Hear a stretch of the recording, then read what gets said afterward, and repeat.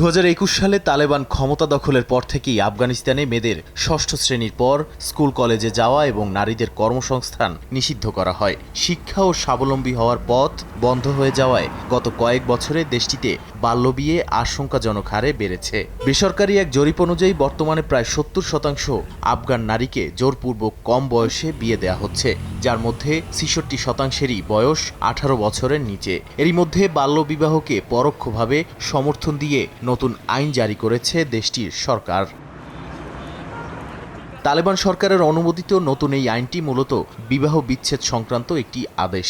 আইনটিতে বলা হয়েছে, কোনো নাবালিকা মেয়ের পরিবার তার বিয়ে দিয়ে দিলে মেয়েটি বয়ঃসন্ধিতে পৌঁছানোর পর সেই বিয়ে বাতিলের আবেদন করতে পারবে। জাতিসংঘ ও মানবাধিকার সংস্থাগুলো বলছে, একে অধিকার মনে হলেও এই ধারাটি মূলত শিশু বয়সের বিয়েকে আইনিভাবে বৈধতা দেয়। বয়ঃসন্ধিতে পৌঁছানোর পর কোনো মেয়ে ভয়ে বা লজ্জায় চুপ থাকলে তার সেই নীরবতাকে বিয়ের চূড়ান্ত সম্মতি হিসেবে গণ্য করার বিধানও রাখা হয়েছে।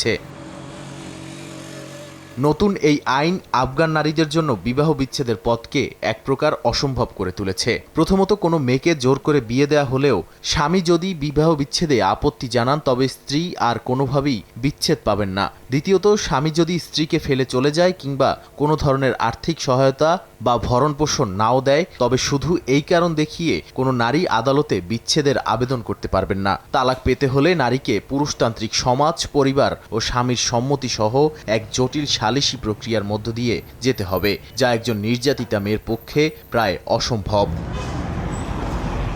এর আগে জারি করা ফৌজদারি বিধি অনুযায়ী কোনো স্বামী তার স্ত্রীকে গুরুতরভাবে মারধর করলেও সেই স্বামীর সর্বোচ্চ সাজা হবে মাত্র 15 দিনের জেল। তার উপর আদালত থেকে নারী আইনজীবীদের বহিষ্কার করায় এবং বিচার ব্যবস্থা পুরুষতান্ত্রিক হওয়ায় আফগান নারীদের আইনি সুরক্ষা পাওয়ার সুযোগ এখন 4 গুণ কমে গেছে।